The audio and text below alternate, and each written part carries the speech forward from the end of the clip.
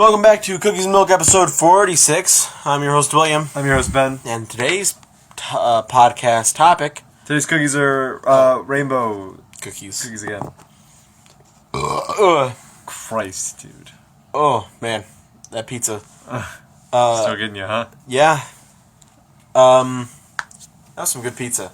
It was. But that's not what we're talking about. Is our today's topic not pizza and video games? No, it's not pizza video games. Because we would just be talking about TMNT, I think. Right? I feel like other games have had pizza in it, but sure. Mario. The Mario Party Eats a Pizza. The one we own it. Oh, it's so good. We used to play Mario Party at our family events. What? Like, remember we used to play with cousins? Oh, yeah. And whenever that one would show up, we would just annihilate it. It was just like AB, isn't it? AB? I think you just mash A. You mash A and you move. You move, yeah. Yeah, so you have to... So we got the sweeping motion down, and we would get we would branch off perfectly and just sort of windshield wiper it up. Like we knew how to go exactly along the crust of the pizza, so we would get everything. Yeah. That being said, I'm sure those people, after they've eaten so much, would probably go into a food coma where they might have dreams. And Today's topic is comas. No. Oh, no. Sad. Top 10 comas in video games. A lot of them. Now, when you say games that were dreams the whole time, yeah. Do you mean I didn't say it. Games that were you were tricking yourself the whole time, or it was all an illusion, it was all ruse cruise, or it was specifically a dream? It can be both. Tricking yourself the whole time, though. What is that? Like Silent Hill 2. Your wife was dead, but you thought she was alive, and you were trying to find her in Silent Hill. Okay, Silent Hill is a dream sequence in and of itself. Right. In which I don't want to get on that topic because I don't like Silent Hill.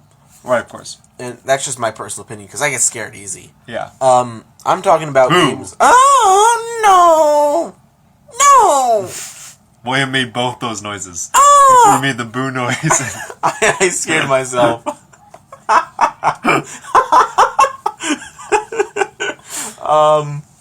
I imagined you saying "boo" to me. Yeah, I thought about that might happen, and I got scared. all the different world lines expanded all the world my lines. head. I see everything. Sometimes Ben wouldn't say "boo." Sometimes he would. This time he wouldn't, and I knew it'd be a funny goof if he did, though. This Ben isn't that funny. I got stuck with this bad world line.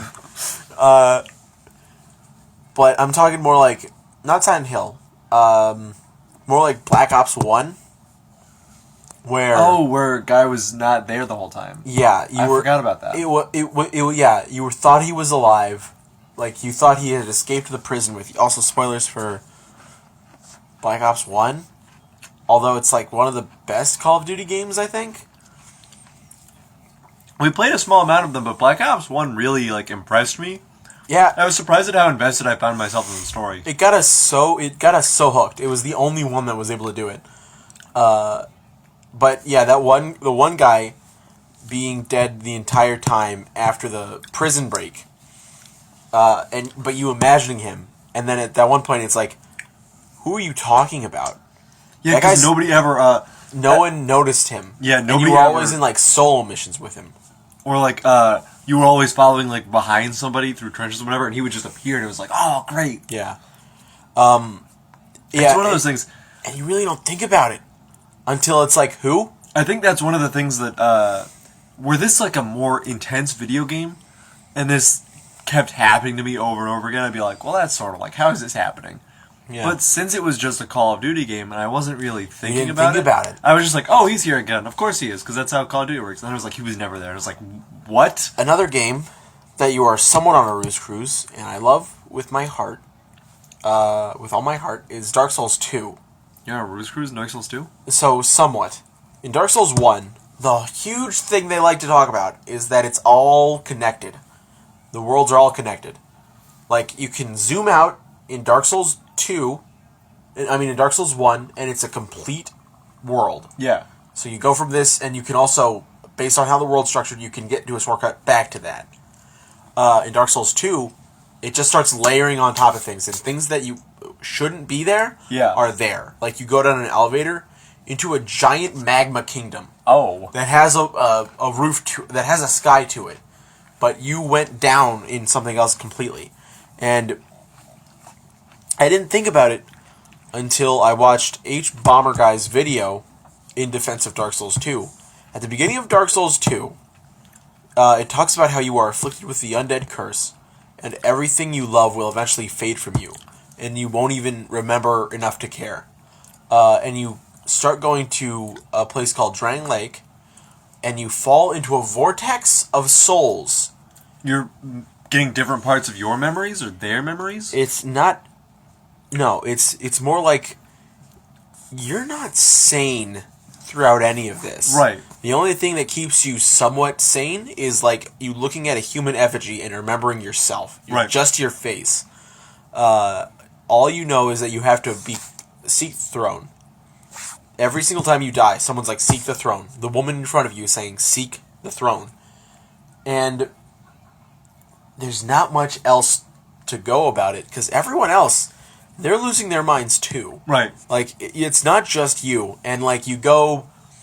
At first, everything seems somewhat okay. You're going through a ruined fortress. Or a sunken city.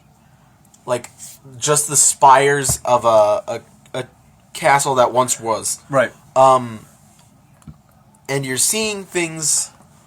There are some phantoms. As a brief side note, I checked my milk. Yeah. And I finished it all, and I was like, that was pretty good. And then I burped a little bit. Oh, no. And I tasted all the pizza again. And it was just like, damn. Gotta stick with me forever. Can't escape it. Yeah, it's just always gonna be there. So, whether you realize it or not, things are just falling apart. Right. Like,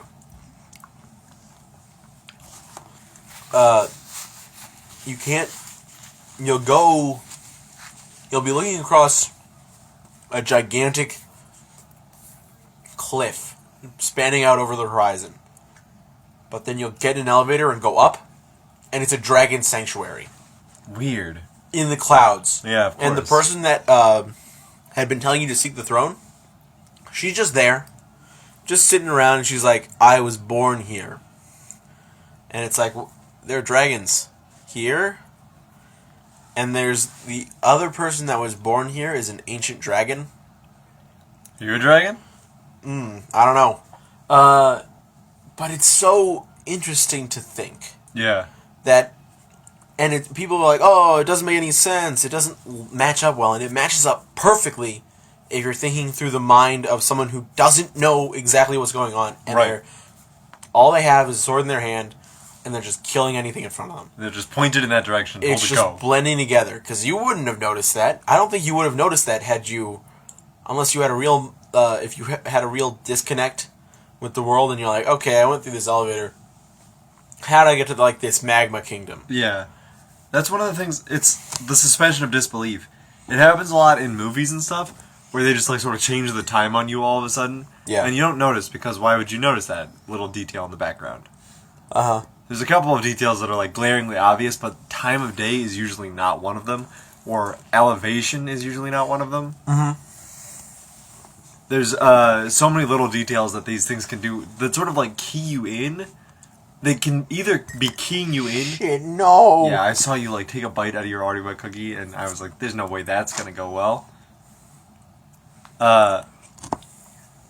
These things can either be used just as, like, movie magic to, like, set up a different shot, or as some sort of grandiose thing, which is what it sounds like Dark Souls 2 did, because it was a dream or it was fading, spraying sanity the whole time.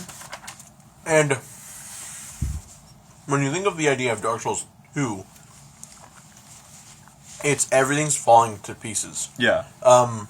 Because in the first game, the kingdom wasn't called Drang Lake.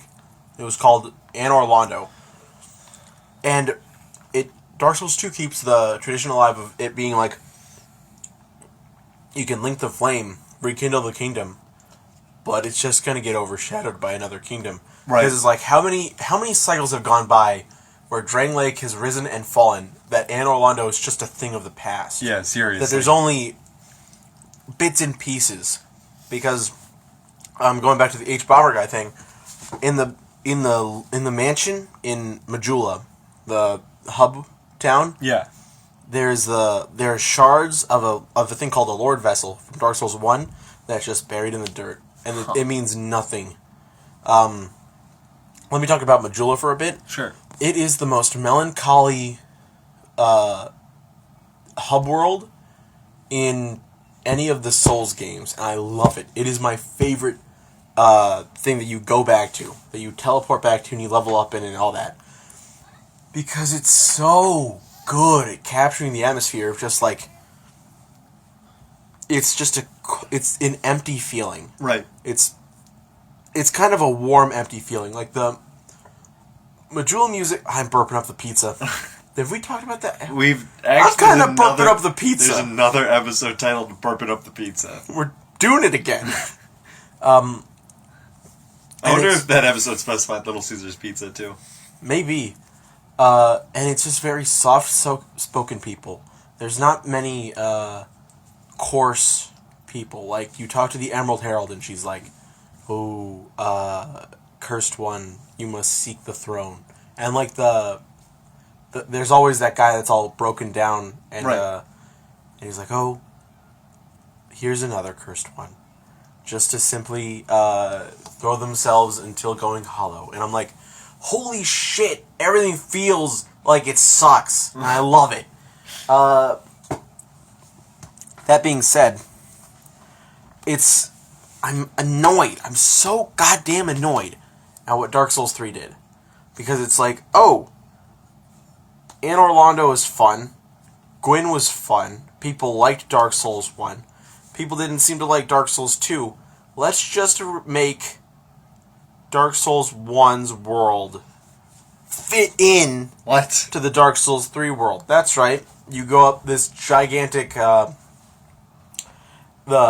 Boreal Valley, which is the place that the second boss was from.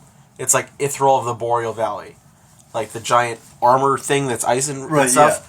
So you're not in there until you go there, and it's like, whoa, shit, this snowy place. And then you scale it all up, and then it's like Anne Orlando. And I'm like, I guess you could do that. Okay, we're here at Anne Orlando. What's the chronological timeline between this? Yeah. Like, is this a magic thing?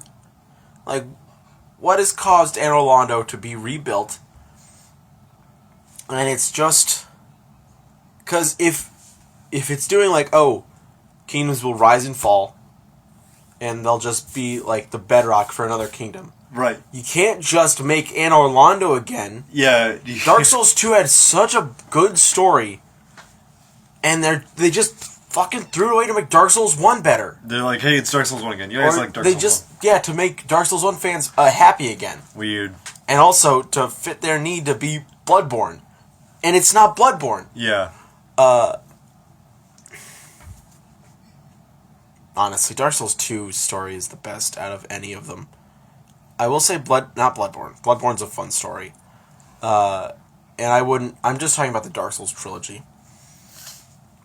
Because if you're going by Dark Souls 2's logic, you could make Demon Souls part of that world. Because it's another decaying world that eventually gets forgotten. And then becomes the bedrock for another... Anne Orlando, world. Eventually, millennia over, becomes that. It works because there's very few threads tying it together. You don't need that much. You can do a lot of time skips. You can just make a new game. And eventually, what would have been fun with Dark Souls 3 is that if it did stay, if you had made the bedrock, if you stripped it all bare, if you just restarted it all and you made a world that wouldn't fade, which is impossible considering the shit that happens in the fucking Souls games. The idea of Dark Souls as a concept. Yeah. You just get better and better and better until you win. But that's not a thing in Civilization. Right. I mean, immortality's a win, I guess. Yeah. But that's Dark Souls. I mean, Bloodborne is also a dream. Oh yeah, the Hunter's Dream. Hunter's Dream. Oh. You wake up at the end if you choose that ending. Or you maybe could, you're a squid. Maybe you're a squid. Maybe you continue the dream. But that's also fun. It also shows how fucking insane things can get when reality doesn't matter. Yeah. Like, Dark Souls 1, okay, great. I guess reality matters. That's fine. I mean, it didn't stop it from being an okay game. I never beat it. Dark Souls 2, reality is out the fucking door, dude. Fight a frog that has a face in its mouth and it's the song demon. Once the game starts to play with the suspension of disbelief, like it starts moving things higher and higher and higher and higher and seeing... You don't notice it at first. Yeah. And then, also the story builds up in Dark Souls 2 where it's like, you start the game in a fortress that has long been decrepit, and it's been the place of a battle between Drangleic and the giants. And there's one giant in the bottom that you have to kill. And when you meet it, it just sort of like looks up, and then it gets really mad when it sees you. Of course. And it gets up. It gets to the point it's so mad at you that it'll rip its arm off just to fight you. Right. And then you go back in time, and later in the game, in order to pick something up, and the boss of it is the King of the Giants. Oh, okay. The King of the Giants is the last giant. Right. You beat him, crush the attempt to take Drangleic, and they imprison him in the Forsaken Fortress. And that's the coolest shit, because it ties a storyline together that you didn't have to. One of my favorite time travel, because I mean, like, oh, this guy wants to kill me. Why? Because it's fucking Dark Souls. Yeah. But then all of a sudden it explains. It's like, he why that guy wants to kill you because you killed him first, dude. Yeah, it's all on you. One of my favorite... I mean, they did invade Drangleic. One of my favorite tropes in time travel stuff is like, man, why did that guy fucking hate me so much? And then you go back in time and it explains why he hates you so much, and it's just like...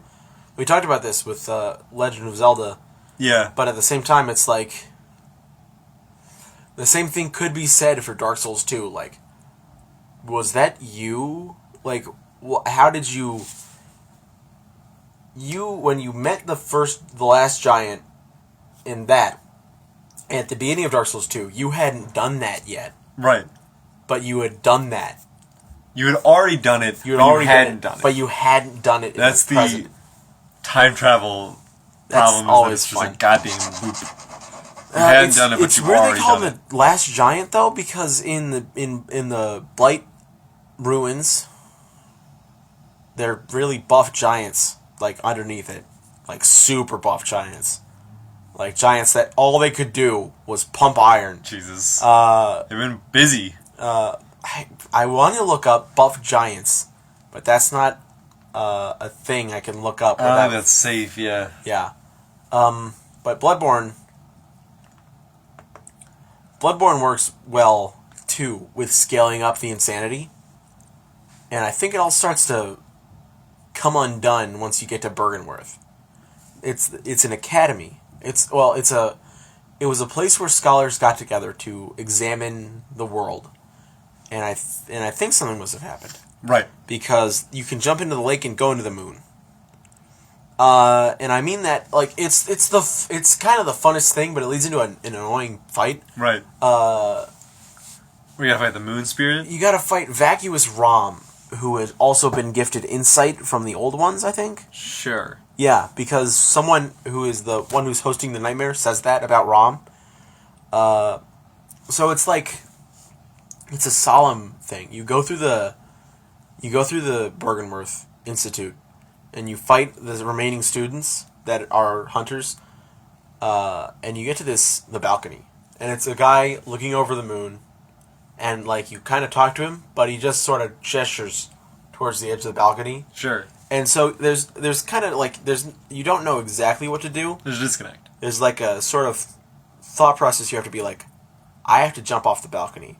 Like, if you look over the balcony, it's a perfect reflection of the moon. Yeah. And you fight the spider? You fight, yeah, the spider. I remember that. Did you watch me do it? I watched you do it. Yeah, you just hurl yourself into the lake and do that. And What if you kill the guy on the balcony? It doesn't matter. You get some insight, I think. Huh.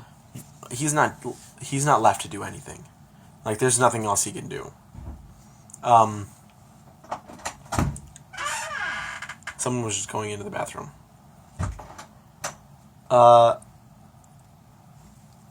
it's hard to... you gotta wonder... Is Bloodborne connected? I like to think Bloodborne is connected to Dark Souls 2.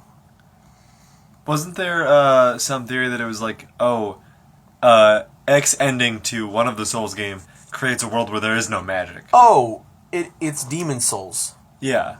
Defeating the... Defeating the...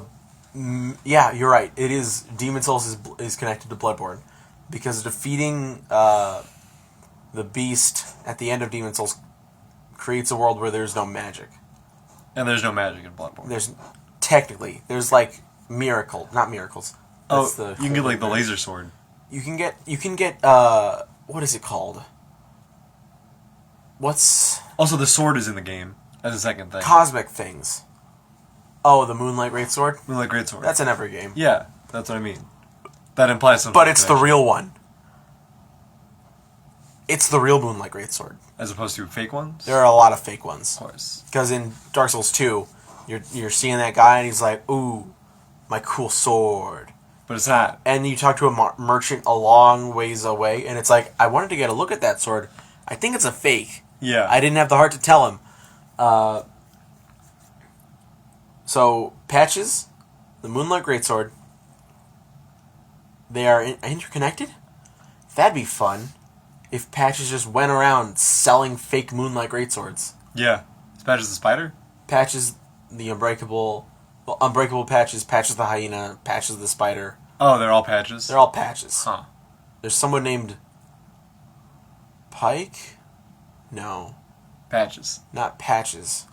His name is something else in Dark Souls 2, but it is Patches. Right. Because he's a liar. But Patches in that game is sort of fun because it's like you meet him early on and he gives you the summon stone, like the big one, right? That you can become a white phantom and help in a lot of ways. But he also traps a man in a jail cell, and the man's like, I fucking hate that dude. Can you get me out? And it's like, thanks, man. We're real bros. He's like, chill with the player. But it turns out he's a murderer. Oh, Patches was a good guy for selling him in there. No, I don't think Patches knew he was a murderer. More though, Patches was just being an asshole. Of course. Also, there's no fucking need for a murderer in this world. Like, of course he's a murderer. Everyone's a murderer. Everyone is a murderer.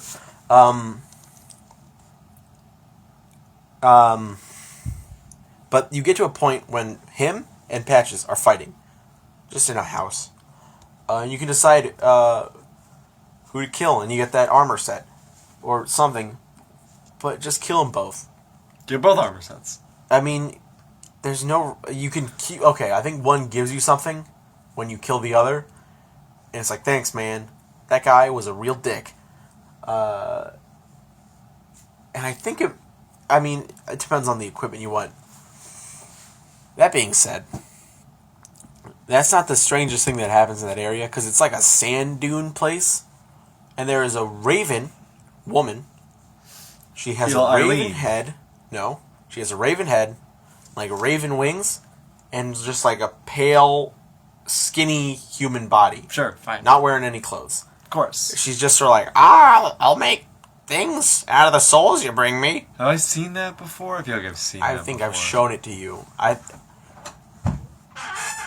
spent some time in that area. But Rubble's making noise. He was like, hey, do you want to give me some milk? Hey, you were talking about Dark Souls? I played Dark Souls. Anyways. But yeah, she's talking about Did she make like losing your grasp. Make like fun rhymes? I don't remember. What? Little rhymes. I swear to God, I've seen this character. The hell are you talking about? I don't know. I don't think so. Alright, well, while you talk about that, I'm gonna look up the rhyming crow that I know exists. Okay. Sure. What the fuck? You know so little about Dark Souls. I've seen this before on my dash.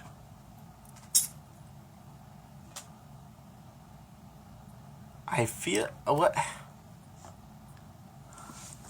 Are you looking up Dark Souls 2 Crow? Yeah, Dark Souls 2 Crow. Crow Girl quotes.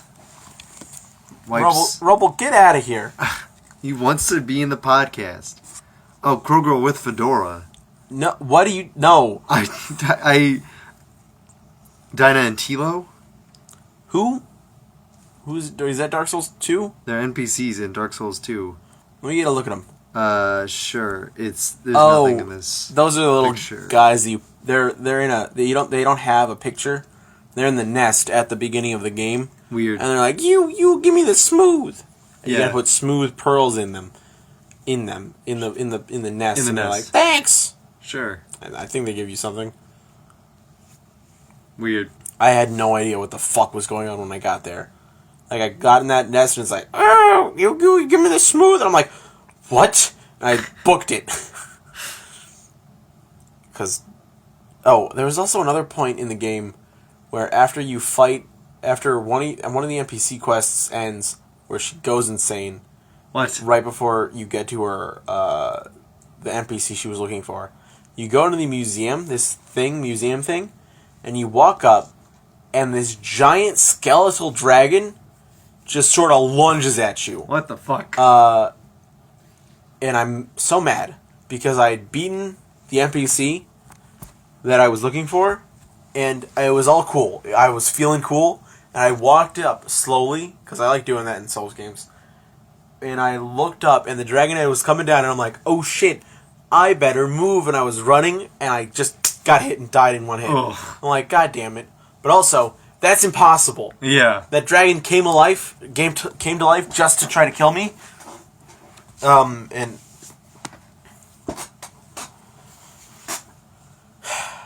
Mario 2 is another example.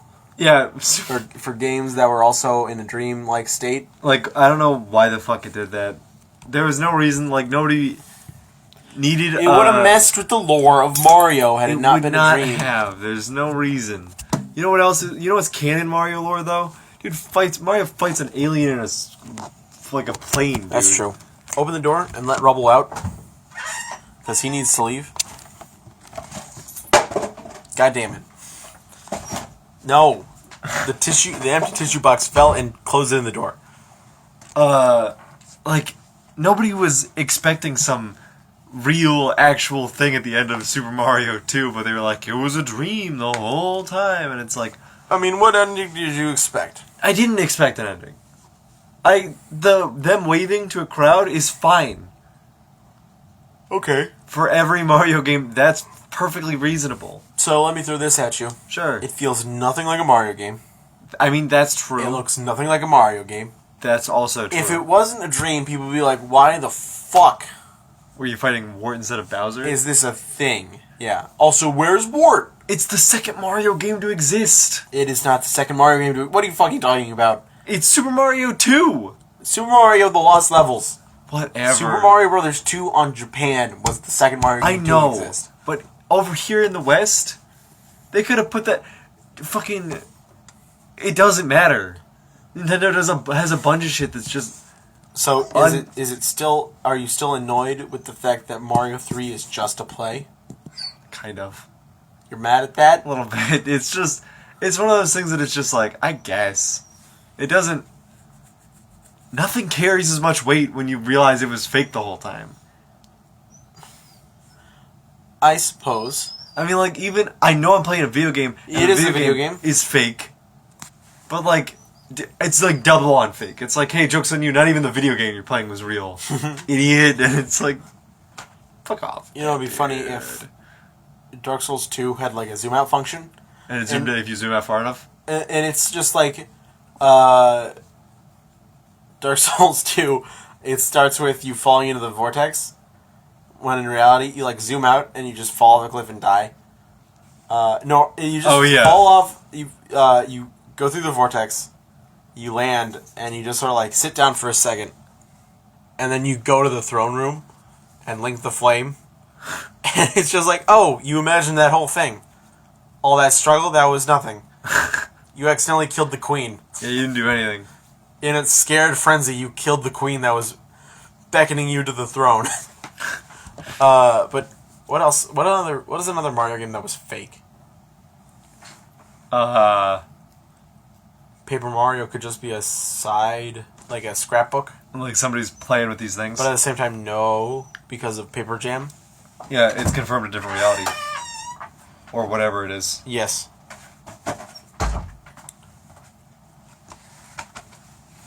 What else? I'm trying to think of... it was just a dream ending. If it's not like super well thought out or anything, Yeah. or it doesn't follow through with anything, Or if it's just like, at the end of the battle, the character wakes up and is like, whoa! What a weird dream. Yeah, it's... Like...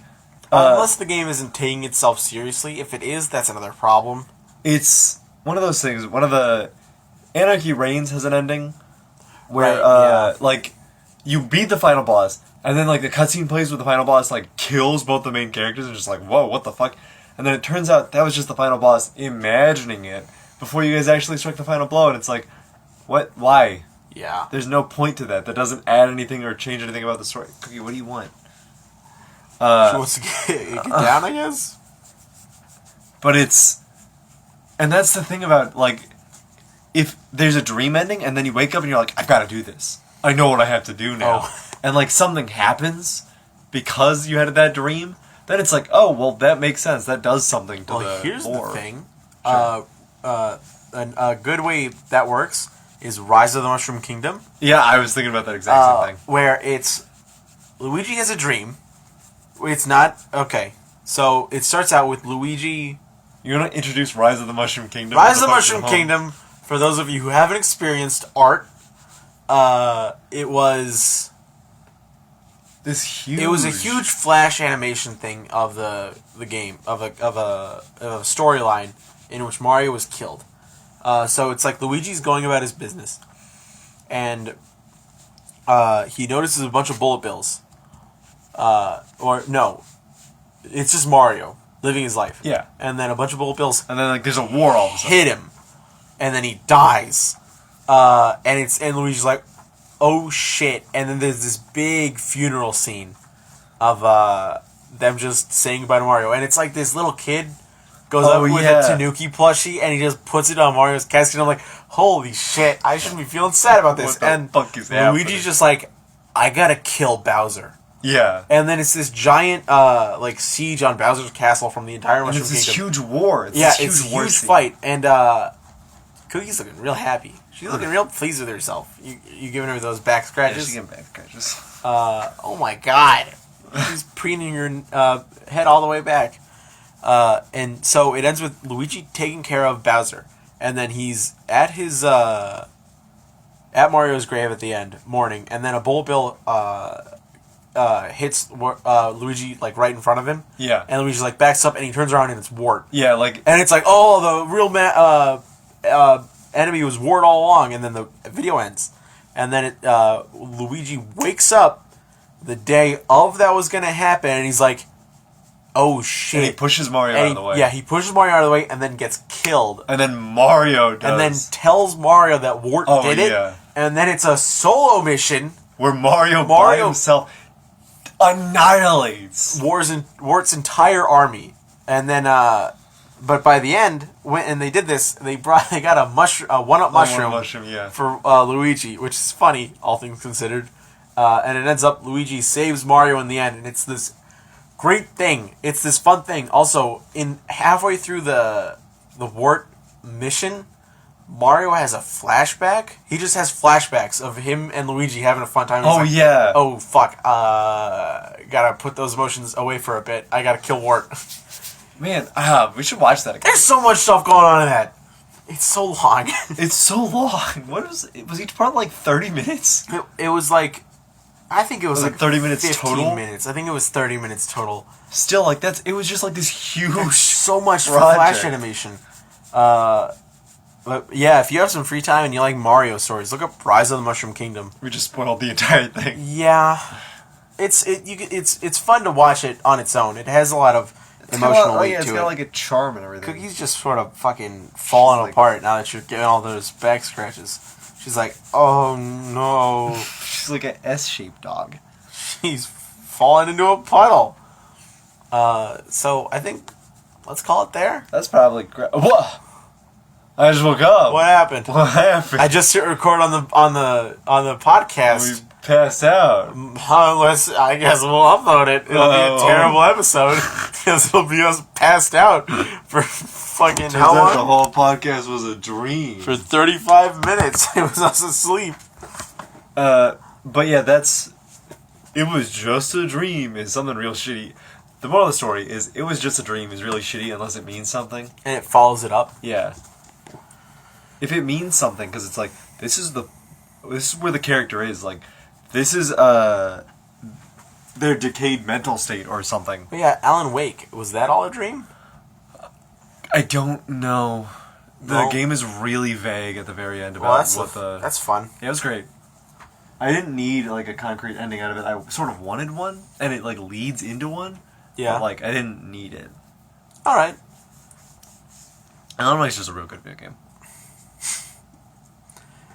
And with that, so you guys, that's how I sign off every single episode. Alan Wake's a good video game. Alan Wake's a real good video game. That's been the podcast. I've been your host, William. I've been your host, Ben. The rainbow cookies were good as usual. As always. And let video games be dreams, only if the story doesn't matter. Don't let your dreams be dreams. Yeah, dude. I was gonna say. Don't let your dreams be dreams is actually a good quote for this. Yeah. Okay. Don't let your dream endings be dream endings. Something like that. Bye.